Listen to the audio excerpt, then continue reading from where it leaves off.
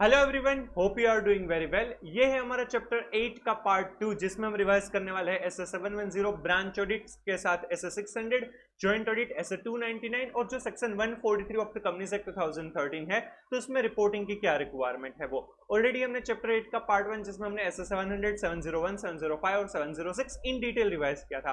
Hopefully वो video आपने देख लिया होगा। और तो और चैप्टर 1 to 7 और चैप्टर 11 ऑलरेडी अपलोड कर दिए हैं। ये जो रिवीजन वीडियोस है वो मैं नोट्स में से करवा रहा हूँ जिसकी आपको लिंक डिस्क्रिप्शन में मिल जाएगी, तो आप वहां से डाउनलोड करके पढ़ सकते हैं।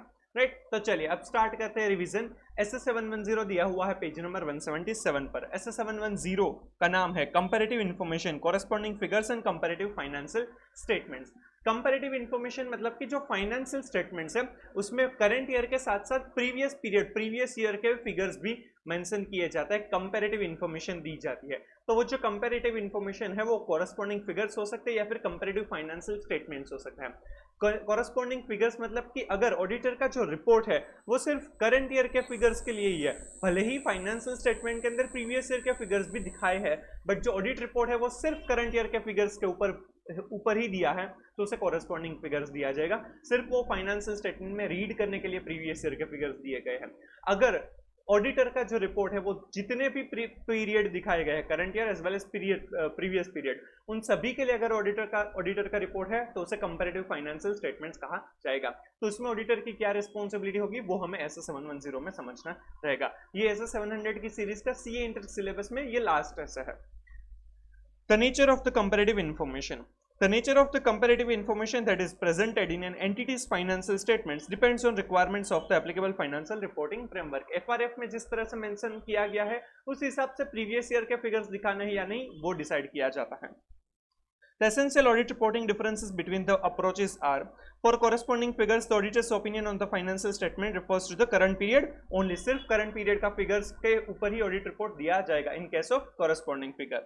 Whereas for comparative financial statements, the auditor's opinion refers to each period. जितने भी पीरियड का फाइनेंशियल स्टेटमेंट में मेंशन किया है सभी के लिए ऑडिटर का ओपिनियन है वो रेफर किया जाता है, तो उसे कंपैरेटिव फाइनेंशियल स्टेटमेंट कहा जाएगा।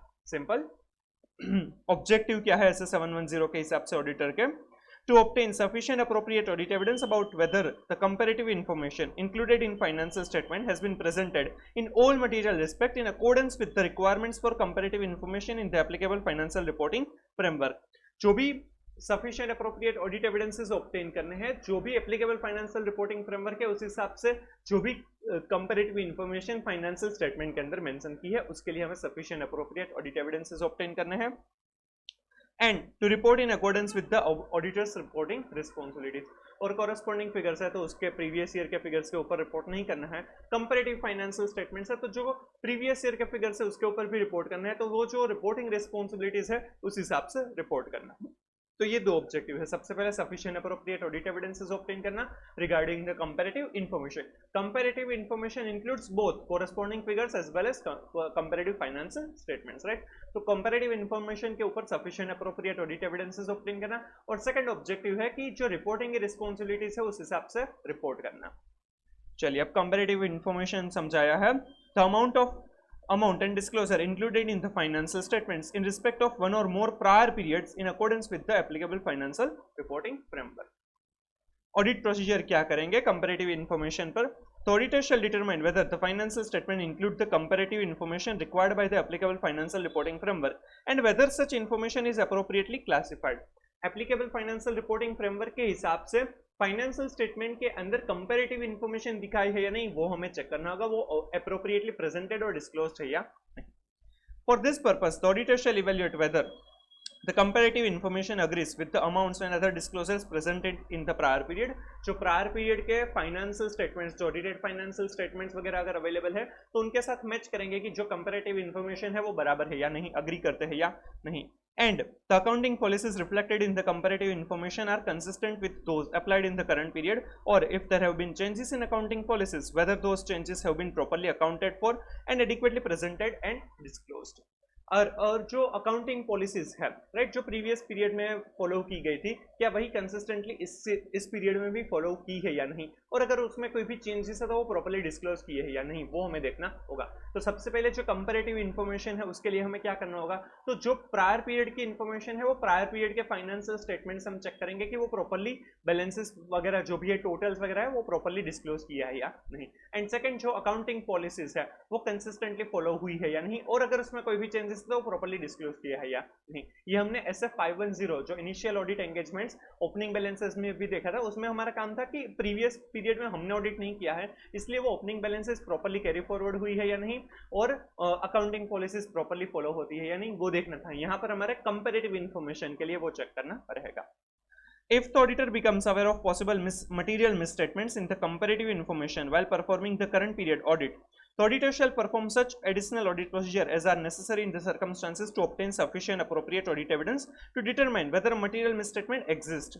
If the auditor had adjusted the prior period's financial had audited the prior period financial statements, the auditor shall also follow the relevant requirements of SF560.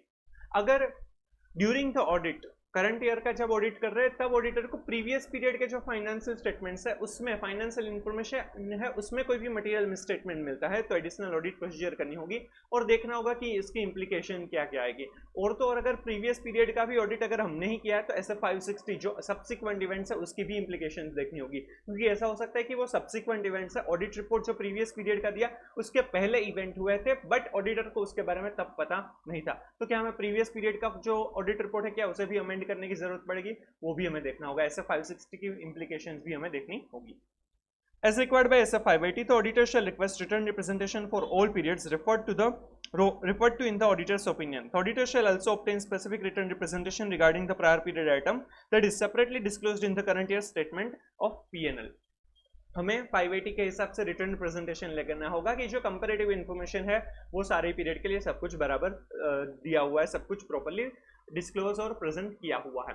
और अगर कोई भी प्रायर पीरियड की financial statement की कोई भी आइटम है वो करंट ईयर के P&L में दिखाई है, राइट, क्योंकि उस टाइम पर रह गया था, तो जो प्रायर पीरियड आइटम है उसके लिए भी हम रिटर्न रिप्रेजेंटेशन लेंगे, राइट। तो कंपैरेटिव इन्फॉर्मेशन के लिए हमें 3 ऑडिट प्रोसीजर्स करनी रहेगी। सबसे पहले तो हमें जो कंपैरेटिव इन्फॉर्मेशन है वो प्रॉपर्ली दिखाई है या नहीं उसके लिए हमें चेक करना होगा। तो उसके लिए क्या देखेंगे कि जो प्रीवियस ईयर के फाइनेंशियल स्टेटमेंट्स थे उसमें से देखेंगे कि वो प्रॉपर्ली प्रेजेंट और डिस्क्लोज किया है या नहीं, और उसमें ही हमें देखना होगा कि जो अकाउंटिंग पॉलिसीज है वो कंसिस्टेंटली फॉलो होती है या नहीं, और अगर उसमें कोई भी चेंजेस तो वो प्रॉपर्ली डिस्क्लोज किए है या नहीं।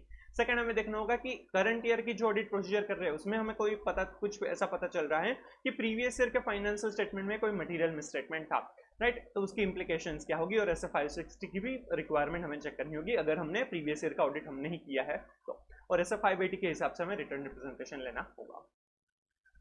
Corresponding figures definition: comparative information where amounts and other disclosure for the prior period are included as an integral part of the current period financial statements and are intended to be read only in relation to the amounts and other disclosures relating to the current period, referred to as the current period figures. The level of detail presented in the corresponding amounts and disclosures is dictated primarily by its relevant to current period figures. Current period figures जो है उसके साथ read करने के लिए सिर्फ prior period के financial figures दिए गए हैं, बट उसके ऊपर ऑडिटर अपना ओपिनियन नहीं दे रहा है, तो उसे कॉरेस्पॉन्डिंग फिगर्स कहा जाएगा। Audit reporting regarding corresponding figures: when corresponding figures are presented, the auditor's opinion shall not refer to the corresponding figures except in the following circumstances. हमें अगर हम corresponding figures के अगर है, राइट, फाइनेंशियल स्टेटमेंट में सिर्फ corresponding figures है, मतलब कि हम सिर्फ करंट ईयर के फाइनेंशियल स्टेटमेंट के ऊपर ही, फाइनेंशियल फिगर्स के ऊपर ही अपना ओपिनियन देने वाले हैं, तो हमें प्रीवियस ईयर के corresponding figures है उसके ऊपर अपना ओपिनियन ऑडिट रिपोर्ट नहीं देना है। बट यहाँ पर 3 सिचुएशन दी है, वहां पर हमें corresponding figures के ऊपर शायद अपना ओपिनियन देना हो सकता है, या फिर के रिगार्डिंग कुछ ऑडिट प्रोसीजर या ऑडिट रिपोर्टिंग हो सकता है, तो वो क्या है वो देखते हैं। If the auditor's report on the prior period as previously issued included a qualified opinion, a disclaimer of opinion और an adverse opinion and the matter which give rise to the modification is unresolved, the auditor shall modify the auditor's opinion on the current period's financial statements. अगर previously modified opinion दिया था, qualified, adverse या फिर disclaimer of opinion, और वो जो matter है वो अब तक अनरिजॉल्व्ड है और उसकी इंपैक्ट करंट फाइनेंशियल ईयर में भी आती है, तो हमें इस साल का भी मॉडिफाइड ओपिनियन देना रहेगा। In the basis for modification paragraph in the auditor's report, the auditor shall either refer to both the current period's figures and corresponding figures in the description of the matter giving rise to the modification when the effects or possible effects of the matters on the current period's figures are material. हम ऐसा भी कर सकते हैं कि current as well as corresponding figures दोनों ही figures को बेसिस फॉर ओपिनियन में रेफर करेंगे कि इन दोनों में जो भी जहां पर भी मटेरियल मिसस्टेटमेंट था, राइट, इफेक्ट या फिर पॉसिबल इफेक्ट थी, तो वो क्या थी वो मेंशन किया जाएगा. और in other case explain that the auditor's opinion has been modified because the effects or possible effects of the unresolved matters on the comparability of the current period's figures and the corresponding figure. या ऐसा लिखा जाएगा कि auditor का जो opinion है वो modified opinion है क्योंकि उसकी जो इफेक्ट है या फिर पॉसिबल इफेक्ट है, जब भी कंपेरेबिलिटी किया जाता है, कंपेयर किया जाता है कॉरेस्पॉन्डिंग और करंट पीरियड्स फिगर, तब उसकी इम्पैक्ट है वो मटीरियल है, राइट. तो ऐसा मेंशन किया जाएगा. If the auditor obtains audit evidence that a material misstatement exists in the prior period financial statements on which an unmodified opinion has been previously issued, the auditor shall verify whether the misstatement has been dealt with as required under the applicable financial reporting framework. And if that is not the case, the auditor shall express a qualified opinion or an adverse opinion in the auditor's report on the current period financial statements modified with respect to corresponding figures included therein.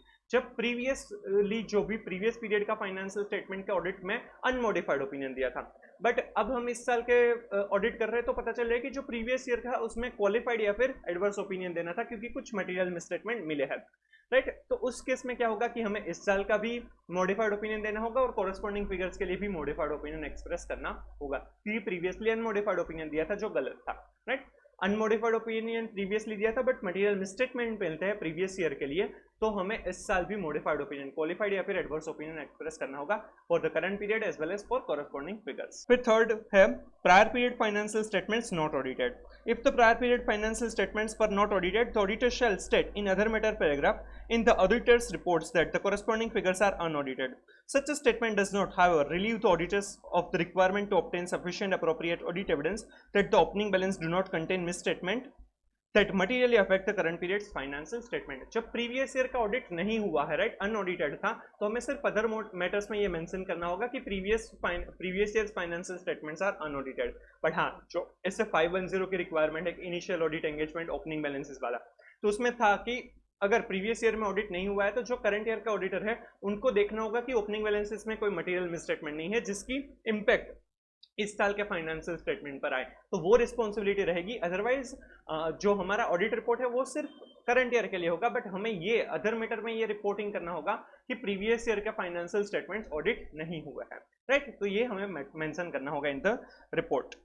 Prior period financial statements audited by a predecessor auditor. If the financial statements of the prior period were audited by a predecessor auditor and the auditor is permitted by law or regulation to refer to predecessor auditor's report on the corresponding figures and decided to do so, the auditor shall state in the other matter paragraph in the auditor's report. जब भी previous year का audit है predecessor auditor ने किया था, किसी और auditor ने किया था, राइट. तो और लॉ रेगुलेशन में वो परमिटेड है कि कोरेस्पॉन्डिंग फिगर्स के लिए जो करंट ऑडिटर है वो प्रीडिसेसर ऑडिटर्स के रिपोर्ट के ऊपर रिलाई कर सकते हैं, तो वो रिलाई करेंगे. और अदर मैटर पैराग्राफ में 3 चीजें मेंशन करेंगे. क्या क्या?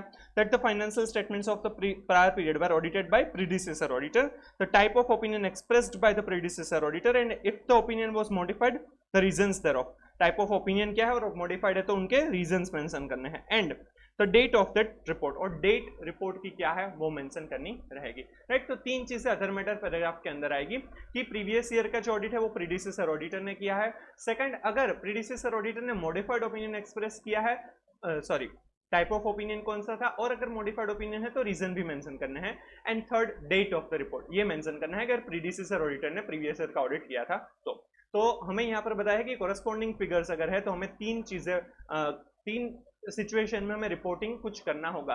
सबसे पहले तो प्रायर पीरियड के फाइनेंशियल स्टेटमेंट है उसमें मॉडिफाइड ओपिनियन दिया गया है और लग रहा है कि वो जो मैटर है वो अनरिजॉल्व है और उसकी इंपैक्ट करंट ईयर में भी आती है, तो हमें इस साल का जो रिपोर्ट है उसमें भी मॉडिफाइड ओपिनियन एक्सप्रेस करना होगा.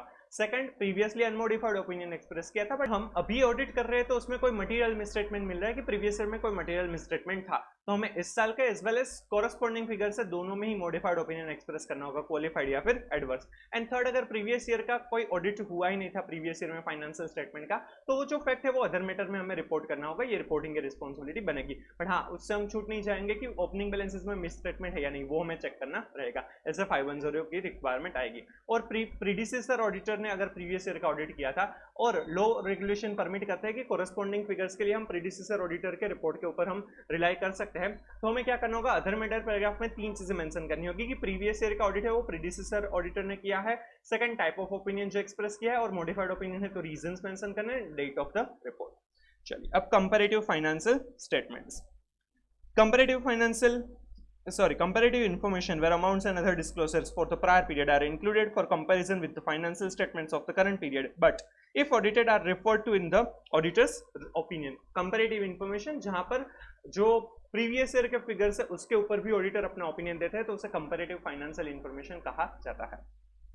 The level of information included in those comparative financial statements is comparable with that of the financial statements of the current period.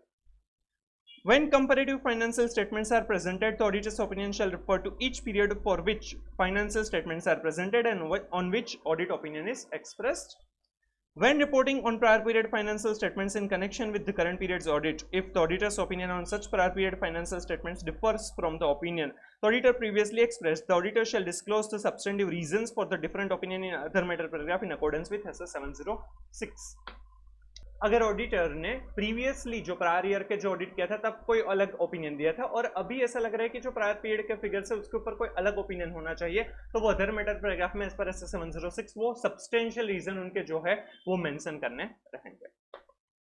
Prior period financial statements audited by predecessor auditor. If the financial statements of the prior period were audited by the predecessor auditor and the auditor वो permitted by law regulation है कि वो जो भी comparative financial statement comparative figures है right उसके लिए वो predecessor auditor के रिपोर्ट पर रिलाई कर सकता है, तो other matter पैराग्राफ में मेंशन करना होगा कि prior period were audited by the predecessor auditor, types of opinion expressed and modified है तो reasons और date of the report जो हमने पहले देखा था। Unless the predecessor auditor's report on the prior period's financial statement is revised with the financial statement, पर अगर predecessor auditor का report है वो revise किया है तो हमें ये नहीं करना है। If the auditor concludes that a material misstatement exists that affect prior period financial statements on which the predecessor auditor had previously reported without modification, the auditor shall communicate the misstatement with the appropriate level of management and TCWG and request that the predecessor auditor be informed. If the prior period financial statements are amended and the predecessor auditor agrees to issue a new auditor's report and on the amended financial statements of the prior period, the auditor shall report only on the current period. अगर during the year हम audit कर रहे हैं, previously predecessor auditor ने audit किया था तो उनको कुछ मिसस्टेटमेंट नहीं मिले थे, बट हमें कोई मटेरियल मिसस्टेटमेंट मिल रहे हैं रिगार्डिंग द प्रायर पीरियड, तो हमें मैनेजमेंट और टीसीडब्ल्यूजी को इन्फॉर्म करना होगा कि वो प्रीडिसेसर ऑडिटर को बताए कि शायद ये मटेरियल मिसस्टेटमेंट है, तो उस वजह से उनको रिपोर्ट है वो अमेंड करना होगा। अगर प्रीडिसेसर ऑडिटर है वो रिपोर्ट अमेंड कर देते हैं तो कोई प्रॉब्लम नहीं है, बट अगर वो रिपोर्ट अमेंड नहीं करते हैं तो शायद हमें वो प्रायर पीरियड है उसके लिए भी रिपोर्ट अलग से देना होगा, अलग से उनका भी जो ओपिनियन है मटेरियल में स्टेटमेंट है वो हमें मेंशन करने रहेंगे। अदरवाइज हमारा सिर्फ जो ऑडिट ओपिनियन है वो सिर्फ करंट ईयर के लिए ही रहेगा। If the prior period financial statements were not audited, the auditor shall state in other matter paragraph that the comparative financial statements are unaudited. Such a statement does not, however, relieve the auditor of the requirement to obtain sufficient appropriate audit evidence that the opening balance do not contain misstatement that materially affect the current period's financial statement. जैसा हमने corresponding figures में देखा था वैसे ही comparative financial statement में भी आएगा कि अगर previous year का audit नहीं हुआ है तो हम other matter paragraph में वो fact है वो mention करेंगे, जिससे जो user है उनको पता चलेगा audit, auditor's responsibility और auditor's report के बारे में ज्यादा पता चलेगा, राइट। पर हाँ उस वजह से हमारी जो रिस्पॉन्सिबिलिटी है कि ओपनिंग बैलेंसेस में मिसस्टेटमेंट है या नहीं वो हमारी कम नहीं हो जाएगी, वो हमें ऐसा 510 के हिसाब से sufficient appropriate audit evidences obtain करने ही रहेंगे। क्लियर? तो ये था हमारा SS 710 comparative information, corresponding figures and comparative financial statement. Hope आपको अच्छे से रिवाइज हो गया होगा। चलिए अब देखते हैं audit of branch office accounts including SS 600 using the work of another auditor. जो ब्रांच है कोई भी कंपनी कोई भी एंटिटी उनकी ब्रांचेस है तो ब्रांच का जो ऑडिट है राइट वो स्पेसिफिक ब्रांच के ऑडिटर भी कर सकते हैं या फिर जो कंपनी या प्रिंसिपल ऑडिटर है वो भी कर सकते हैं। ब्रांच का ऑडिट अगर कोई और ऑडिटर ने किया है तो वो जो रिपोर्ट है वो मेन ऑडिटर कंपनी ऑडिटर या प्रिंसिपल ऑडिटर है उनको सबमिट करेगा, और जो कंपनी या प्रिंसिपल ऑडिटर है वो ब्रांच ऑडिट के रिपोर्ट के ऊपर रिलाई करेंगे और अपना पूरा ओवरऑल जो कंसोलिडेशन के ऊपर अपना रिपोर्ट देना है वो दे सकता है। बट यहाँ पर हमें कुछ कंपनीज एक्ट की भी जो रिक्वायरमेंट है वो भी यहाँ पर समझाई है, और ऐसा 600 जो है using the work of another auditor उनके भी कुछ प्रोविजंस है वो हमें बताया है, तो फटाफट वो देखते हैं। सिंपल सा टॉपिक है ये। Every company shall maintain books of accounts and other relevant books for registered office as well as for branch offices on accrual basis and according to the double entry system of accounting. As per Companies Act 2013 सारे ही books of accounts है वो accrual basis पर ही बनेंगे और double entry system पर ही बनेंगे. तो registered office पर और ब्रांचेस पर जो जरूरी बुक्स ऑफ अकाउंट्स है वो मेंटेन होना चाहिए.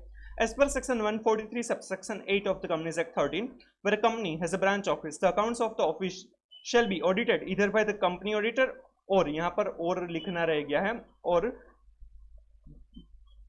Branch auditor. कंपनी ऑडिटर या ब्रांच ऑडिटर है वो ब्रांच के जो बुक्स ऑफ अकाउंट्स है उनको ऑडिट कर सकते हैं.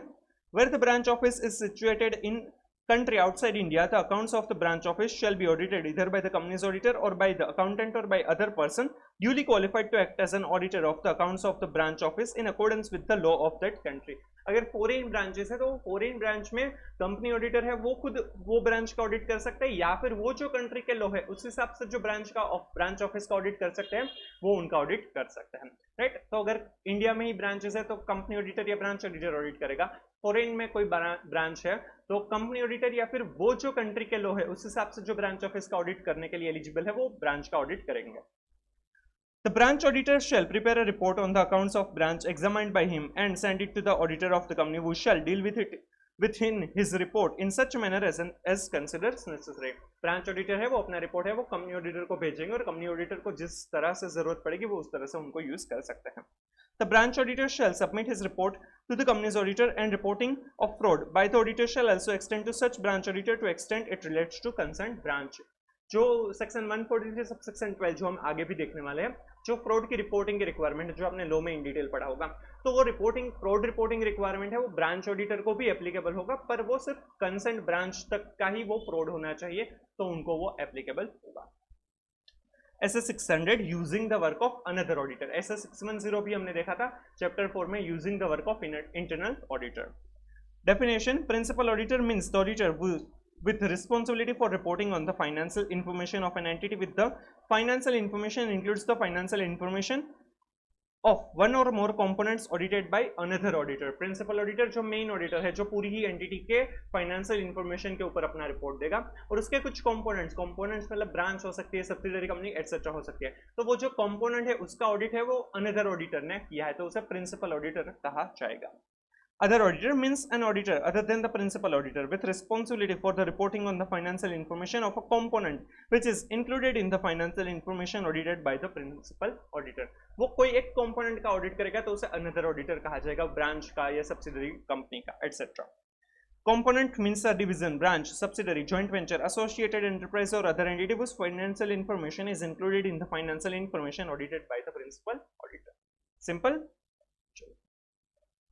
When the accounts of a branch are audited by a person other than the company's auditor or principal auditor, there is a need for clear understanding of the role of such other auditor and the company's auditor in relation to the audit of the accounts of the branch and the audit of the company as a whole. Principal auditor का क्या काम रहेगा और branch auditor का क्या काम रहेगा वो दोनों को पता होना चाहिए.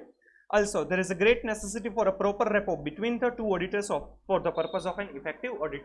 कंपनी ऑडिटर है प्रिंसिपल ऑडिटर है वो अनदर ऑडिटर ब्रांच ऑडिटर के काम को यूज करने वाला है तो दोनों के बीच अच्छा रेपो होना चाहिए तभी एक दूसरे को हेल्प कर पाएंगे. कंपनी ऑडिटर है उनको कंसिडर करना होगा वो इवन जो ब्रांच ऑडिटर है उनको सजेस्ट कर सकते हैं उनको डायरेक्शन दे सकते हैं कि ये रिस्की एरियाज है तो वहां पर आप अच्छे से चेक कीजिएगा तो दोनों के बीच अच्छी रिलेशनशिप अच्छा रेपो होना चाहिए. The statutes grant right to visit component or branch to company or principal auditor wherever necessary. जो कंपनी या प्रिंसिपल ऑडिटर है उनके पास राइट है कि अगर जरूरत पड़ेगी तो वो ब्रांच का भी विजिट कर सकता है उनके कंपोनेंट को भी देखने जा सकता है भले ही वहां पर ब्रांच ऑडिटर है.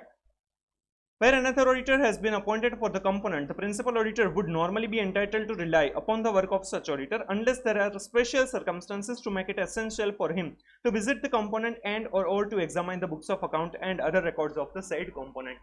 जहां तक लो रेगुलेशन की बात करें तो अगर कोई कंपोनेंट मतलब कि ब्रांच के लिए कोई ऑडिटर को अपॉइंट किया गया है तो प्रिंसिपल या कंपनी ऑडिटर है वो जनरली ब्रांच ऑडिटर के रिपोर्ट के ऊपर रिलाई कर सकते हैं. बट हाँ अगर उनको जरूरत पड़ेगी कि खुद चेक करने जाना चाहिए खुद विजिट करनी चाहिए ब्रांच की या फिर बुक्स ऑफ अकाउंट्स ब्रांच के जो है वो चेक खुद करने चाहिए तो वो कर सकते हैं उनके पास वो राइट्स है. When using the work of another auditor, the principal auditor should ordinarily perform the following procedure. जब भी using the work of another auditor जो 600 की requirement है, तब principal auditor को generally क्या perform करना चाहिए? Advise the other auditor of the use that it is to be made of the other auditor's work and report, and make sufficient arrangements for coordination of the audit efforts at the planning stage of the audit. Planning stage पर ही जो principal auditor है उनको branch auditor जो है उनको advice करना चाहिए कि क्या क्या काम करना है, क्या क्या चीजें जरूरी है, राइट, ताकि प्रॉपरली काम हो पाए और कितने टाइम में वो सब कुछ कंप्लीट करना है वो प्लानिंग स्टेज पर ही उनको बता देना चाहिए, क्योंकि ब्रांच ऑडिटर अपना ऑडिट रिपोर्ट देगा प्रिंसिपल ऑडिटर को, तभी प्रिंसिपल ऑडिटर है वो पूरी एंटिटी के ऊपर अपना ऑडिट रिपोर्ट इश्यू कर पाएंगे. The principal auditor would inform the other auditor to of matters such as are as required special consideration, procedure for the identification of intercomponent transaction that may require disclosure, and the timetable for completion of audit.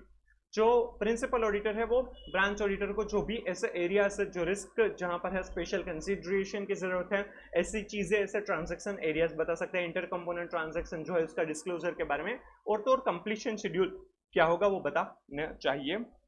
And advise the other auditor of the significant accounting, auditing and reporting requirements and obtain representation as compliance with them. और उनको advice ये भी करना होगा कि जो audit, accounting या reporting के रिक्वायरमेंट्स है वो क्या है और उनका कंप्लायंस किया है या नहीं. उसके लिए इवन जो प्रिंसिपल ऑडिटर है वो उनको चेकलिस्ट या ऐसा कुछ भी भेज सकते हैं, वो चेकलिस्ट भर देंगे या फिर रिप्रेजेंटेशन देंगे कि ये जो भी रिक्वायरमेंट थी वो उन्होंने फुलफिल की है, तो एक वो ऑडिट एविडेंस बन जाएगा, डॉक्यूमेंट हमारे लिए बन जाएगा प्रिंसिपल ऑडिटर के लिए.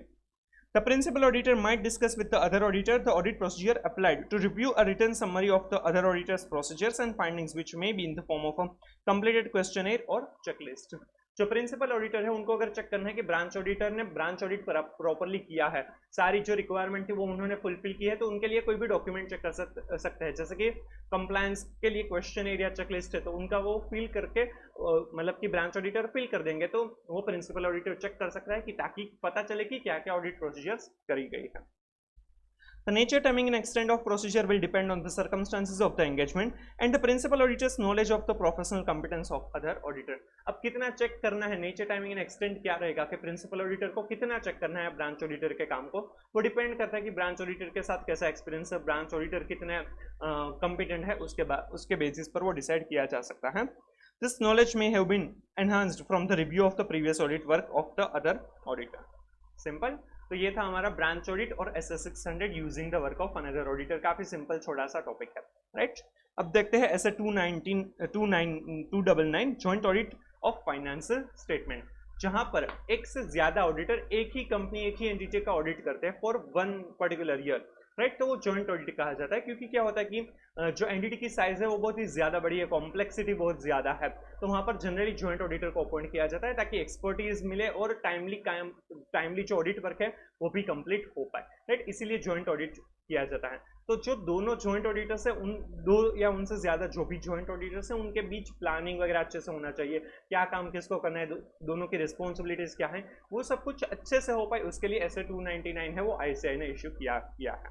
इसके मीनिंग है, सबसे पहले joint audit basically implies pulling together the resources and expertise of more than one firm of auditors to render an expert job in a given time period, which may be difficult to accomplish acting individually.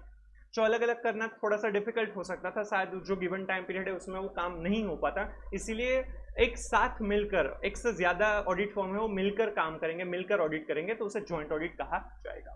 अब इसके advantages और disadvantages दिए हैं जो आप एक बार पढ़ सकते हैं, काफी इजी है, मेरे हिसाब से इतने इंपॉर्टेंट नहीं है, बट पूछ सकता है, ICAI है, कुछ भी कर सकते हैं, राइट. तो आपको एक बार पढ़कर जाना चाहिए, इतना इंपॉर्टेंट नहीं है.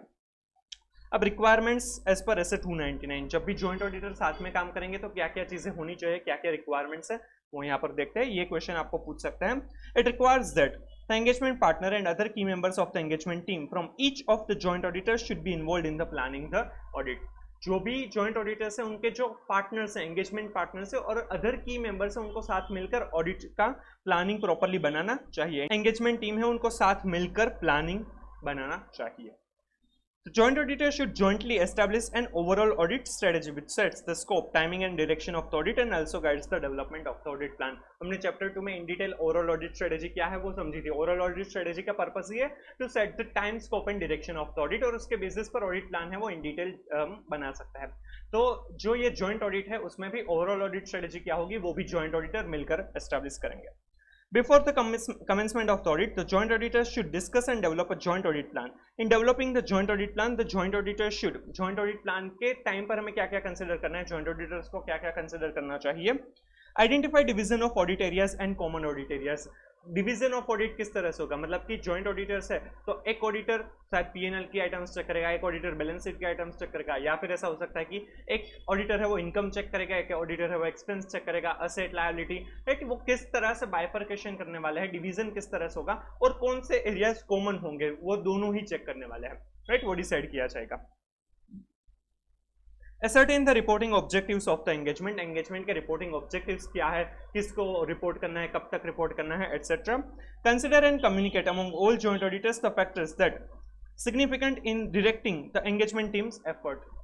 जितने भी जॉइंट ऑडिटर्स है वो कम्युनिकेट करेंगे कि जो भी इंपॉर्टेंट फैक्टर्स है, सिग्निफिकेंट फैक्टर्स है जहां पर एंगेजमेंट टीम के एफर्ट्स है वो जाने चाहिए, तो वो कौन से फैक्टर्स है वो ध्यान में लिए जाएंगे. Consider the results of the preliminary engagement activities or similar engagement performed earlier. Preliminary engagement activities हमने चैप्टर 2 में भी समझा था कि जो भी क्लाइंट है, राइट, उनकी इंटीग्रिटी वगैरह जो भी चेक करना है, इंटीग्रिटी है या फिर कॉम्पिटेंस कैपेबिलिटीज जो चेक करनी है वो देखेंगे. फिर इंडिपेंडेंस एथिकल रिक्वायरमेंट्स फुलफिल होती है या नहीं, और जो एंगेजमेंट के लिए एंगेजमेंट एक्सेप्टेंस की जो एक्टिविटीज है एज पर एस 210 वो सारी चीजें कंसिडर करेंगे. और या फिर हमें जो प्रीवियसली कोई ऐसा क्लाइंट का हमने ऑडिट किया है तो उसके बेसिस पर जो नेसेसरी कोई भी रिजल्ट मिले है प्रीलिमिनरी एंगेजमेंट एक्टिविटीज या प्रीवियसली जो भी एक्सपीरियंस था उसके बेसिस पर, तो उसे हमें कंसिडर करना होगा. Ascertain the nature, timing and extent of resources necessary to accomplish the engagement. और कितने रिसोर्सेज किस टाइप के चाहिए होंगे वो भी डिसाइड किया जाएगा. तो ऑडिट प्लान जब भी करेंगे जॉइंट ऑडिट प्लान, तब उसमें 5 चीजें कंसिडर करनी होगी. सबसे पहले आइडेंटिफाई करना होगा डिवीजन ऑफ ऑडिट एरियाज और कॉमन ऑडिट एरियाज कौन से रहेंगे, राइट. सेकंड ये डिसाइड करना होगा कि रिपोर्टिंग ऑब्जेक्टिव्स क्या है. थर्ड ऐसे फैक्टर्स कि जहां पर सिग्निफिकेंट है, राइट, और वहां पर एंगेजमेंट टीम के एफर्ट्स है वो जाने चाहिए, राइट. फिर फोर्थ है कि प्रीलिमिनरी एंगेजमेंट एक्टिविटीज या दूसरी एंगेजमेंट परफॉर्म की है उसमें से जो रिजल्ट मिला है उसको कंसिडर करना है. And fifth nature, timing and extent of resources to be deployed, right. ये भी आपको सेपरेटली क्वेश्चन भी पूछ सकते हैं कि जॉइंट ऑडिट प्लान करेंगे तो क्या क्या फैक्टर्स ऑडिटर को ध्यान में रखने चाहिए.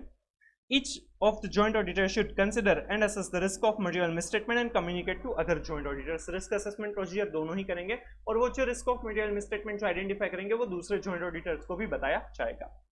The joint auditors should discuss and document nature, timing and extent of the audit procedures for common and specific allotted areas of audit to be performed. वो जॉइंट ऑडिटर्स है वो डिस्कस करेंगे और डॉक्यूमेंट बनाएंगे कि जो भी कॉमन एरियाज है और जो स्पेसिफिक एरियाज है उसके लिए क्या क्या ऑडिट प्रोसीजर वो परफॉर्म करने वाले हैं, उसका नेचर, टाइमिंग एंड एक्सटेंट क्या होगा. The joint auditors should obtain common engagement letter and common management representation letter. Engagement letter है वो ऑडिटर इश्यू करते हैं क्लाइंट को, तो वो कॉमन ऑडिटर ही एक ही एंगेजमेंट लेटर है वो क्लाइंट को दिया जाएगा और उनके पास से जो मैनेजमेंट रिप्रेजेंटेशन लेटर मिलेगा at the end of the financial state, at the end of the audit, right, ऐसे 580 के हिसाब से जो रिटर्न रिप्रेजेंटेशन होता है तो वो भी कॉमन मिलेगा. कंपनी जो है वो भी कॉमन ही रिटर्न रिप्रेजेंटेशन देंगे. The work allocation document should be signed by all the joint auditors and communicated to TCWG. जो भी वर्क अलोकेशन डॉक्यूमेंट है कि कौन क्या काम करेगा वो जो डॉक्यूमेंट है, राइट, वो सारे जॉइंट ऑडिटर्स साइन करेंगे और TCWG को भी कम्युनिकेट किया जाएगा ताकि कोई फ्यूचर में प्रॉब्लम ना हो, राइट. तो ये ऐसे 299 की रिक्वायरमेंट्स है वो कंसिडर करनी होगी जॉइंट ऑडिटर्स को. सबसे पहले जो भी एंगेजमेंट पार्टनर्स है और की एंगेजमेंट टीम मेंबर्स है वो साथ मिलकर ऑडिट का एंगेजमेंट प्लान बनाएंगे. Second, overall audit strategy establish की जाएगी. थर्ड, ऑडिट प्लान जब किया जाएगा तो 5 पॉइंट्स कंसिडर करने रहेंगे. सबसे पहले division of audit areas and common audit areas क्या होंगे, रिपोर्टिंग रिक्वायरमेंट्स, ऑब्जेक्टिव्स क्या है. थर्ड, सिग्निफिकेंट फैक्टर्स एरियाज जहां पर एंगेजमेंट टीम्स के एफर्ट्स है वो डाले जाएंगे. फोर्थ, प्रीलिमिनरी एंगेजमेंट एक्टिविटीज या प्रीवियसली कोई ऑडिट परफॉर्म किया है उसके रिजल्ट जो भी मिले हैं. एंड फिफ्थ, जो nature, timing and extent of resources necessary है वो क्या होंगे वो डिसाइड किए जाएंगे. फिर फोर्थ पॉइंट है कि रिस्क असेसमेंट प्रोसीजर है वो सारे ही जॉइंट ऑडिटर्स करेंगे और एक दूसरे को कम्युनिकेट करेंगे उसमें से जो भी इंपॉर्टेंट पॉइंट्स मिले हैं वो. फिर nature, timing and extent of audit procedure for common as well as specific allotted areas क्या होंगे वो एक दूसरे से कम्युनिकेट किया जाएगा। फिर एंगेजमेंट लेटर और मैनेजमेंट रिप्रेजेंटेशन लेटर है वो कॉमन रहेगा, और जो भी जॉइंट ऑडिट प्लान वगैरह बनाया गया है, वर्क अलोकेशन के डॉक्यूमेंट्स है, वो सारे जॉइंट ऑडिटर्स साइन करेंगे और TCWG को कम्युनिकेट करेंगे। ये आपको क्वेश्चन पूछ सकते हैं, ये इंपॉर्टेंट है। फिर responsibilities of the joint auditors and further states that in respect of audit work divided among the joint auditors, each joint auditor shall be responsible only for the work allocated to such joint auditors including proper execution of the audit procedure। जहां पर work allocate किया गया है वहां पर joint auditor के जिसको जो काम दिया गया है उसकी उतनी ही रिस्पॉन्सिबिलिटी रहेगी, उसका एग्जीक्यूशन वगैरह की रिस्पॉन्सिबिलिटी पूरी की पूरी वो जॉइंट ऑडिटर की ही रहेगी। On the other hand, all the joint auditors shall be jointly and severally responsible for। पर यहाँ पर कुछ ऐसे 299 के हिसाब से कुछ रिस्पॉन्सिबिलिटी बताई गई है, उसके लिए सारे ही जॉइंट ऑडिटर जॉइंटली और सेवरली रिस्पॉन्सिबल बनेंगे। तो audit work which is not divided among the joint auditors and carried out by all the joint auditors, जो कॉमन एरिया है, राइट, जो डिवाइड नहीं किया गया है। Second, decision taken by all joint auditors under audit planning in respect of common audit areas। Audit planning जो बनाया गया है, क्योंकि वो तो साथ मिलकर बनाएंगे तो उनके लिए भी सारे लोग jointly and severally responsible होंगे। Matters which are brought to the notice of the joint auditors by one of them and there is an agreement among the joint auditors on such matters। एक joint auditor ने कोई भी matter बताई थी और उनके लिए सारे लोगों ने मिलकर वो एग्री किया था, उसके लिए सारे ही रिस्पॉन्सिबल हैं। Examining that the financial statements of the entity comply with the requirements of the relevant statutes, जो भी relevant statutes का कंप्लायंस है या नहीं उसके लिए सारे लोग रिस्पॉन्सिबल होंगे। Presentation and disclosure of the FS as required by the applicable FRF. जो फाइनेंशियल स्टेटमेंट में जो डिस्क्लोजर है, प्रेजेंटेशन है, वो एफआरएफ के हिसाब से है या नहीं उसके लिए सारे लोग रिस्पॉन्सिबल हैं। Ensuring that the audit report complies with the requirements of the relevant statutes applicable SS and other relevant pronouncement issued by the ICI. और जो ऑडिट रिपोर्टिंग है वो बराबर है या नहीं, कंप्लायंस है या नहीं, उसके लिए भी सारे लोग रिस्पॉन्सिबल होंगे। तो यहाँ पर 6 रिस्पॉन्सिबिलिटीज ऐसी हैं जिसके लिए joint auditors jointly and severally responsible है। सबसे पहले तो जो कॉमन ऑडिट एरियाज है, जो वर्क डिवाइड नहीं किया है उसके लिए। सेकंड, जो भी डिसीजन लिया during the audit planning. Third, जो भी मैटर्स है वो एक ऑडिटर ने दूसरे जॉइंट ऑडिटर को बताई थी और सभी ने एग्री किया था। फोर्थ, जो फाइनेंशियल स्टेटमेंट में कंप्लायंस विद दिस स्टेट्यूट है उसके लिए। Fifth, presentation and disclosure in FS as per the applicable FRF. And जो ऑडिट रिपोर्ट दिया जाएगा उसके लिए सारे लोग जॉइंटली एंड सेवरली रिस्पॉन्सिबल बनेंगे। ये भी इंपॉर्टेंट है, ये एक बार ऑलरेडी पूछा भी हुआ है, फिर से पूछ सकते हैं, ओल्ड कोर्स में पूछा था। Reporting, it may be noted that the joint auditors are required to issue common audit report। Generally common audit report ही दिया जाएगा। However, where the joint auditors are in disagreement with regard to opinion or any matters to be covered by the audit report, they shall express their opinion in a separate audit report। But जहाँ पर भी joint auditors है वो agree नहीं कर रहे opinion से या फिर कोई ऐसी matter जो audit report में देनी है उसके लिए, तो वो अलग अलग report दे सकते हैं। In such a circumstances, the audit reports issued by the joint auditors shall make reference to each other's audit report। और जहां पर भी अलग अलग ऑडिट रिपोर्ट दिया जाएगा तो वहां पर जॉइंट ऑडिटर को एक दूसरे का रिपोर्ट का रेफरेंस देना होगा, ताकि जो यूजर है वो सारे ही जितने भी अवेलेबल रिपोर्ट्स है वो सभी को रीड करके डिसीजन ले पाए, राइट। ये कुछ केस स्टडी या फिर एमसीक्यू बेस्ड क्वेश्चन में पूछ सकते हैं। तो ये था हमारा ऐसा 299 joint audit of financial statement.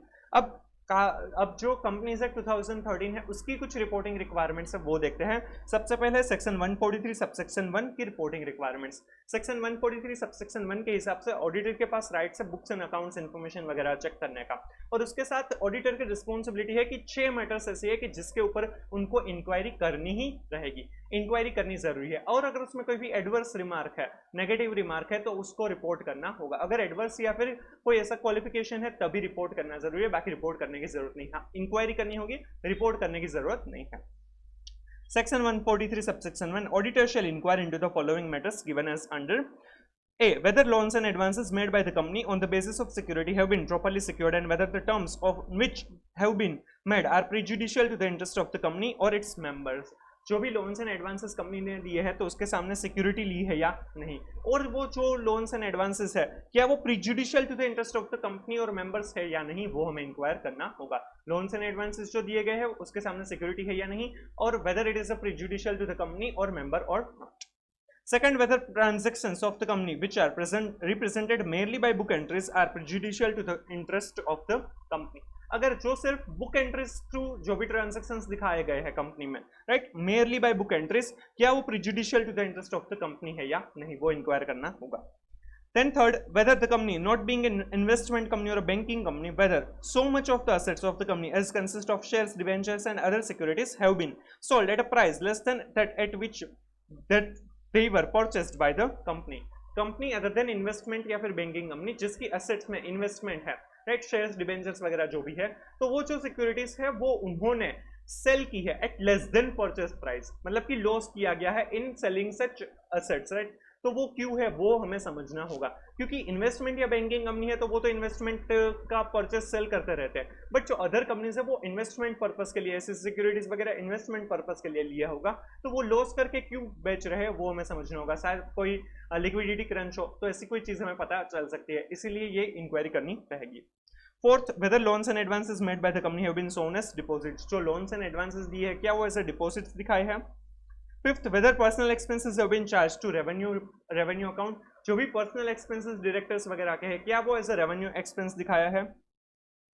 Whether it is stated in the books and documents of the company that the shares have been allotted for cash, whether the cash has actually been received in respect of such allotment, and if no cash has actually been so received, whether the position as stated in the accounts book and the balance sheet are correct, regular and not misleading. अगर कोई भी shares है वो cash के सामने issue किए गए हैं तो क्या एक्चुअल में कैश रिसीव हुए हैं या नहीं, और अगर अभी तक नहीं रिसीव हुए हैं तो क्या वो बैलेंस शीट में प्रॉपर्ली डिस्क्लोज किए हैं या नहीं, क्योंकि वो एज अ करंट असेट दिखाया है या नहीं वो हमें देखना होगा, वो हमें इंक्वायर करना होगा। तो यहाँ पर 6 मैटर्स है सेक्शन 143 सब सेक्शन 1, उसके हिसाब से ऑडिटर को ये इंक्वायर करना रहेगा। सबसे पहली मैटर है कि लोन्स एंड एडवांसेस जो भी कंपनी ने दिए है क्या उसके सामने सिक्योरिटी ली है या नहीं, और वो prejudicial to the interest of company और मेंबर है या नहीं।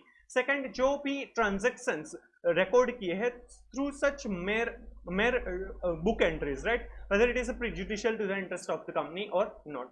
थर्ड मैटर है नॉट बीइंग इन्वेस्टमेंट और बैंकिंग कंपनी जिनकी एसेट्स में सिक्योरिटीज है, शेयर्स, डिबेंचर एटसेट्रा, वो सेल किया गया है at less than purchase price, तो वो हमें इंक्वायर करना होगा, उनके रीजंस इंक्वायर करने होंगे।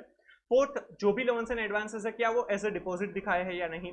फिफ्थ, जो भी पर्सनल एक्सपेंसेस है क्या वो रेवेन्यू अकाउंट में चार्ज की है या नहीं। एंड सिक्स्थ, अगर शेयर्स अलॉट की है अगेंस्ट द कैश तो क्या कैश एक्चुअल में रिसीव हुआ है या नहीं, और अगर अभी तक रिसीव नहीं हुआ है तो क्या वो प्रॉपर्ली बैलेंस शीट में डिस्क्लोज किया है या नहीं, और वो रेगुलर और मिसलीडिंग नहीं है, वो हमें इंक्वायर करना होगा, राइट। ये इंपॉर्टेंट है, ये क्वेश्चन आपको पूछ सकते हैं।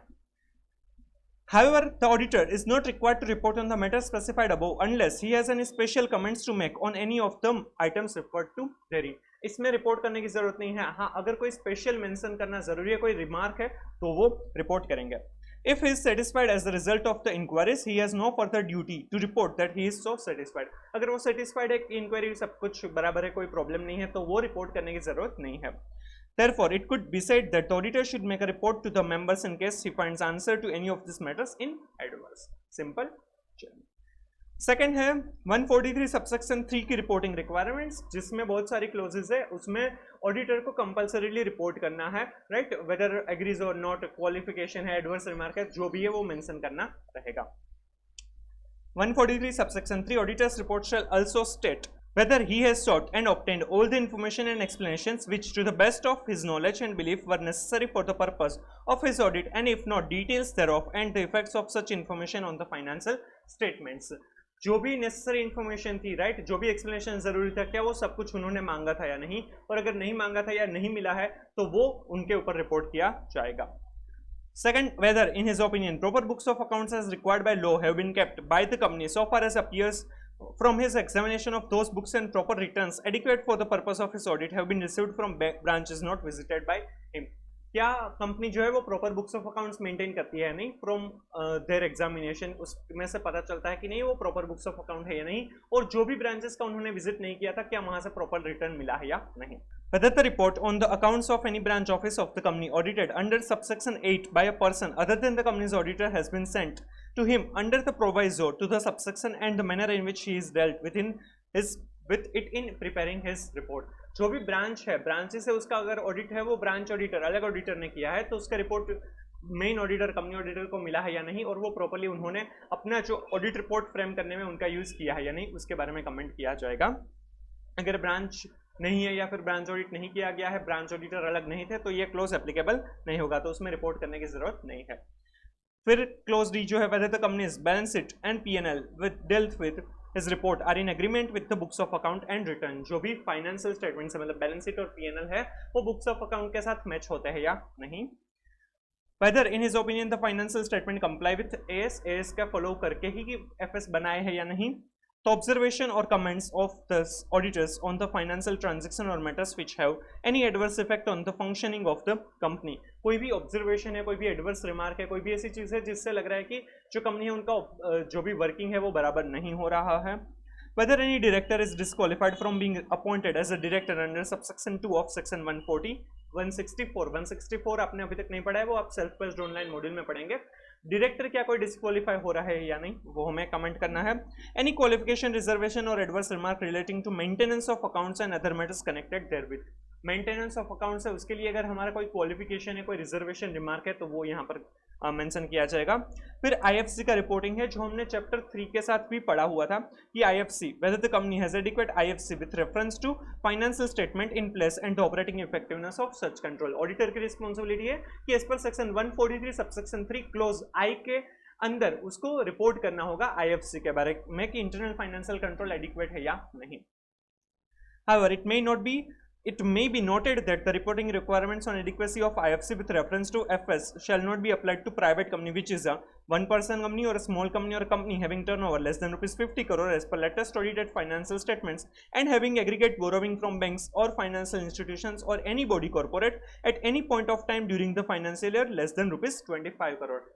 ये प्राइवेट कंपनी जो 1 पर्सन कंपनी है या स्मॉल कंपनी है या फिर जिसका turnover less than rupees 50 crore है या फिर borrowing from bank, financial institution या अदर एनी बॉडी कॉर्पोरेट जो है वो लेस देन रुपीज 25 करोड़ है at any point of time during the year, तो उनको ये आईएफसी उसके केस में आईएफसी के ऊपर ऑडिटर को रिपोर्ट करने की जरूरत नहीं है. ये हमने चैप्टर 3 में पढ़ा था, राइट.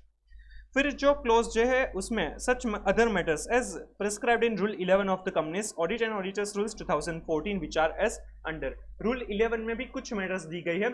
इसमें पहले 3 ही मैटर्स थी बट 31 मार्च 22 के ऑडिट रिपोर्ट से और 3 मैटर्स है वो और 2 मैटर्स है वो ऐड की गई और जो 31 मार्च 2024 का ऑडिट रिपोर्ट दिया जाएगा वहां से और एक मैटर ऐड की गई है. Whether the company has disclosed the impact, if any, on pending litigation on its financial position in its financial statement. Company ने जो भी पेंडिंग लिटिगेशन है उनका प्रॉपर डिस्क्लोजर फाइनेंशियल स्टेटमेंट में किया है या नहीं उसके ऊपर रिपोर्ट दिया जाएगा. Whether the company has made provision as required under any law or accounting standard for material forcible losses, if any, on long-term contracts including derivative contract. जो भी फोर्सेबल लॉसेस होने वाले हैं ऐसा मटेरियल फोर्सेबल लॉसेस कंपनी को अगर लग रहे हैं कोई भी तो उसके सामने प्रोविजन बनाया है या नहीं. Whether there has been any delay in transferring amounts required to be transferred to the investor education and protection fund by the company. अगर कोई भी फंड है वो investor education and protection fund में कंपनी को ट्रांसफर करने थे तो वो डिले किया है या नहीं उसके बारे में वो मतलब कि टाइमली मैनर में उन्होंने वो फंड ट्रांसफर किए है या नहीं. अगर डिले किया है तो यहाँ पर रिपोर्ट किया जाएगा. जब ये सिर्फ 3 क्लोजेस थी तो उसके बारे में ओल्ड कोर्स में एक क्वेश्चन पूछा गया था. फिर ये जो 4th क्लोज है उसके अंदर 3 सब क्लोजेस ऐड की गई है जो हमने अल्टीमेट बेनिफिशियरी, इंटरमीडियरीज और जो फंडिंग पार्टी वाला जो हमने फाइनेंशियल स्टेटमेंट में डिस्क्लोजर देखा था उसके बारे में ये है. तो अगर आपने चैप्टर 5 में जो बोरोविंग ऑडिट ऑफ बोरोविंग्स वाला जो पार्ट है अगर वो देखा नहीं है तो पहले वो देख लीजिएगा फिर ये आइएगा ये देखेंगे क्योंकि उसमें मैंने इन डिटेल समझाया था. अगर वो आपने अच्छे से समझाया तभी ये आपको समझ में आएगा. मैं यहाँ पर फिर से नहीं समझा सकता क्योंकि टाइम कंस्ट्रेंट है, right. Whether the management has represented that to the best of its knowledge and belief, other than as disclosed in the notes to the accounts, no funds have been advanced or loaned or invested, either from borrowed funds or share premium or any other resources or kind of funds by the company to or in any other persons or entities including the foreign entities, that is intermediaries, with the understanding whether recorded in writing or otherwise that the intermediary shall whether directly or indirectly lend or invest in other person or entities identified in any manner whatsoever by or on behalf of the company, that is ultimate beneficiary, or provide any guarantee, security or like on behalf of the ultimate beneficiary. जो भी company है उन्होंने intermediaries को मतलब जितने भी intermediaries हैं उनको डायरेक्टली या इनडायरेक्टली नहीं दिया है, और क्योंकि उनको ऐसा था कि वो इंटरमीडियरी है, वो at the end ultimate beneficiaries को कोई भी फंड ट्रांसफर करेंगे या फिर अल्टीमेट बेनिफिशियरीज के बिहाफ पर कोई भी सिक्योरिटी गारंटी नहीं दी है। जितनी भी थी वो फाइनेंशियल स्टेटमेंट में डिस्क्लोज कर दी है। उसके अलावा मैनेजमेंट को नहीं पता है, उसके बारे में हमें रिप्रेजेंटेशन लेना होगा, राइट, मैनेजमेंट का पास से। तो वो लिया है या नहीं वो हमें यहाँ पर रिपोर्ट करना होगा। तो फाइनेंशियल स्टेटमेंट में ऐसे इंटरमीडियरी या अल्टीमेट बेनिफिशियरी को जो ट्रांजैक्शन किए, उनके साथ जो ट्रांजैक्शन किए, उनके डिस्क्लोजर के अलावा कोई भी ट्रांजैक्शन नहीं हुए है, उसका हमें रिप्रेजेंटेशन लिया है या नहीं उसके बारे में रिपोर्ट किया जाएगा। सिमिलर टाइप ऑफ ये रिपोर्टिंग वही है कि जो मैनेजमेंट के पास से ऐसा रिप्रेजेंटेशन लेना होगा। अगर जो कंपनी है, राइट, उसको किसी और के पास से, मतलब कि फंडिंग पार्टी के पास से पैसे मिले हैं और उन्होंने किसी और इंटरमीडियरी या फिर अल्टीमेट बेनिफिशियरी को जो फंड ट्रांसफर किए है, उनका जो फाइनेंशियल स्टेटमेंट में डिस्क्लोजर करना था वो प्रॉपर्ली किया है या उसके अलावा कोई भी ट्रांजैक्शन नहीं है, ऐसा रिप्रेजेंटेशन लिया जाएगा। तो उसके बारे में ये क्लोज है। फिर उसमें सब क्लोज सी जो है, based on such audit procedure that the auditor has considered reasonable and appropriate in the circumstances, nothing has come to the notice that has caused them to believe that the representation under subsection sub clause 1 and 2 contain any material misstatement. और जो auditor ने audit procedure की है उसके ऊपर से ऐसा नहीं लग रहा है कि कोई मटेरियल मिसस्टेटमेंट है जो ऊपर के दो जो रिप्रेजेंटेशन मिले हैं उसमें, राइट। अगर कोई भी ऐसा लग रहा है तो वो यहाँ पर रिपोर्ट किया जाएगा। फिर जो क्लोज 5 है, whether the dividend declared or paid during the year by the company is in compliance with section 123 of the Companies Act 2013। जो भी डिविडेंड डिक्लेयर किया है या फिर पे किया है वो एज पर सेक्शन 123 है या नहीं। और ये जो क्लोज 6 है, जो 31 मार्च 2024 के फाइनेंशियल स्टेटमेंट में ऑडिट रिपोर्ट जो दिया जाएगा वहां से ये एप्लीकेबल है। Whether the company has used such accounting software for maintaining its books of account which has a feature of recording audit trail, edit log facility, and the same has been operated throughout the year for all transactions recorded in the software, and the audit trail feature has not been tampered with, and the audit trail has been preserved by the company as per the statutory requirement for record retention। Audit trail है वो compulsory हो गया है 1 अप्रैल 2023 से कि जितने भी companies हैं उनके अकाउंटिंग सॉफ्टवेयर में ऑडिट ट्रेल होना चाहिए, ताकि कब ट्रांजैक्शन में चेंजेस, एडिटिंग वगैरह हुआ है वो पता चले। तो वो जो ऑडिट ट्रेल है वो मेंटेन किया गया है या नहीं, वो फीचर है या नहीं। सेकंड, वो थ्रू आउट द पीरियड था या नहीं, उसके ऊपर रिपोर्ट किया जाएगा। थर्ड, उसका प्रिजर्व, उसमें कोई भी टेम्परिंग नहीं किया गया है, कुछ भी गड़बड़ नहीं की है, और वो रिकॉर्ड रिटेंशन की जो रिक्वायरमेंट है कंपनीज एक्ट के हिसाब से 8 इयर्स के लिए बुक्स ऑफ अकाउंट्स मेंटेन होने चाहिए, वो रिटेन करने चाहिए। तो वो जो ऑडिट ट्रेल है वो भी 8 इयर्स के लिए मेंटेन होनी चाहिए, तो उसके ऊपर कमेंट करनी रहेगी। ये 31 मार्च 2024 के रिपोर्ट में से एप्लीकेबल होगा, और ये ओल्ड कोर्स में नवंबर 23 के क्वेश्चन पेपर में पूछा भी गया था इसके बारे में, राइट। तो ये 143 सबसेक्शन 3 की रिक्वायरमेंट है। इसमें जो सबसे पहली क्लोज थी कि ऑडिटर ने जो भी इंफॉर्मेशन एक्सप्लेनेशन नेसेसरी थे वो मांगे हैं या नहीं, और वो मिल गए हैं या नहीं। अगर नहीं मिले तो उसकी डिटेल्स देनी रहेगी। फिर जो सब क्लोज बी थी कि books of account properly maintain किए जाते हैं या नहीं, और जो भी ब्रांच का विजिट ऑडिटर ने नहीं किया है उसके वहां से रिटर्न्स मिले हैं या नहीं। फिर जो सब क्लोज थी, अगर ब्रांच ऑडिटर अपॉइंट किए गए हैं तो ब्रांच ऑडिटर ने ऑडिट रिपोर्ट कंपनी ऑडिटर को दिया है या नहीं, और उसको प्रॉपर्ली डील किया है या नहीं कंपनी ऑडिटर ने। फिर जो क्लोज डी थी कि जो बैलेंस शीट और पीएनएल है वो बुक्स ऑफ अकाउंट के साथ अग्री करते हैं या नहीं। फिर जो क्लोज ई थी कि फाइनेंशियल स्टेटमेंट्स है वो अकाउंटिंग स्टैंडर्ड्स के हिसाब से बने हैं या नहीं। फिर ऑब्जर्वेशन, रिमार्क्स, कमेंट्स अगर कुछ भी है, राइट, ट्रांजैक्शन मैटर्स के बारे में, फंक्शनिंग ऑफ द कंपनी के बारे में, तो वो क्लोज एफ के अंदर दिखाया जाएगा। फिर जो क्लोज जी थी कि डायरेक्टर कोई भी अगर डिस्क्वालीफाई होता है अंडर सेक्शन 164 सब सेक्शन 2 तो वहां पर दिखाया जाएगा। फिर क्लोज एच, कोई भी क्वालिफिकेशन है, रिजर्वेशन, अब ऐसा कोई भी मैटर है regarding the maintenance of account तो रिपोर्ट किया जाएगा। फिर क्लोज आई आईएफसी के रिपोर्टिंग के बारे में है। क्लोज जो जे है उसके अंदर रूल 11 की कुछ क्लोजेस है, जिसके अंदर सबसे पहले क्लोज जो है pending litigation properly financial statement में डिस्क्लोज किया है या नहीं। उसके अंदर जो सब क्लोज 2 है उसमें मेंशन किया जाएगा कि जो भी प्रोविजन अगर जरूरी है against the material forcible losses तो वो किया है या नहीं। थर्ड, जो भी investor education and production fund में अगर कोई भी अमाउंट ट्रांसफर करनी थी तो क्या उसमें कोई डिले हुआ है या नहीं। फोर्थ के अंदर 3 सब क्लोजेस है कि मैनेजमेंट के ने रिप्रेजेंटेशन दिया है या नहीं, जो भी उनको डिस्क्लोजर करने थे उसके बारे में ये पूरी क्लोज 4 है, सब क्लोज 4 है। फिर जो सब क्लोज 5 है कि जो भी डिविडेंड डिक्लेयर किया है या फिर पे किया है वो सेक्शन 123 का कंप्लायंस करते हैं या नहीं। और जो क्लोज 6 है, सब क्लोज 6 है ऑडिट ट्रेल के बारे में है कि ऑडिट ट्रेल है फीचर है या नहीं ऑडिट ट्रेल का, वो through out the period maintain की है या नहीं, उसमें कोई टेम्परिंग है या नहीं, और वो प्रिजर्व किया है नहीं जो अकाउंटिंग रिटेंशन की रिक्वायरमेंट है उस हिसाब से। और जो लास्ट पॉइंट इस चैप्टर का है 143 सबसेक्शन 12 फ्रॉड के बारे में जो रिपोर्टिंग है, 1 करोड़ से ज्यादा का अगर कोई भी फ्रॉड मिला है तो वो सेंट्रल गवर्नमेंट को रिपोर्ट किया जाएगा, अदरवाइज बोर्ड ऑफ डायरेक्टर या ऑडिट कमेटी को। Reporting to CG, as per section 143 subsection 12 of the Companies Act 13, read with rule 13 of the Companies Audit and Auditors Rules 2014. If an auditor of a company in the course of the performance of his duties as auditor has reason to believe that an offence of fraud which involves or is expected to involve individually an amount of rupees 1 crore or above is being or has been committed in the company by its officers or employees, the auditor shall report the matter to the central government within such time and in such manner as prescribed. अगर 1 करोड़ या उनसे ज्यादा का अगर कोई भी fraud मिला है, इतनी अमाउंट इन्वॉल्व है ऐसा लग रहा है, किसी एम्प्लॉय ऑफिसर ने किया है, तो वो सेंट्रल गवर्नमेंट को रिपोर्ट किया जाएगा। उसकी टाइमलाइन वगैरह जो रिस्पॉन्सिबिलिटी है वो आपने इन डिटेल लॉ के अंदर पढ़ा होगा। Reporting to the audit committee or board in case of fraud involved lesser than a specified amount, that is less than rupees 1 crore, the auditor shall report the matter to the audit committee constituted under section 177 or to the board in other cases within such time in such manner as prescribed. अगर वो fraud है वो less than 1 crore का है तो board या फिर audit committee को रिपोर्ट किया जाएगा। Besides, the auditor has to report matters pertaining to fraud at point 11 of the paragraph 3 of CARO 2020, right, जो हमने ऑलरेडी डिस्कस कर लिया है, राइट। तो ये था हमारा चैप्टर 8 ऑडिट रिपोर्ट। होपफुली आपको ये अच्छे से रिवाइज हो गया होगा। अगर आपको ये वीडियो अच्छा लगा है तो like and share the video, comment if you have any doubt, suggestion और reviews, and please subscribe the channel. Next हम चैप्टर 10 बैंक ऑडिट जो है वो रिवाइज करेंगे। So stay tuned, thank you so much.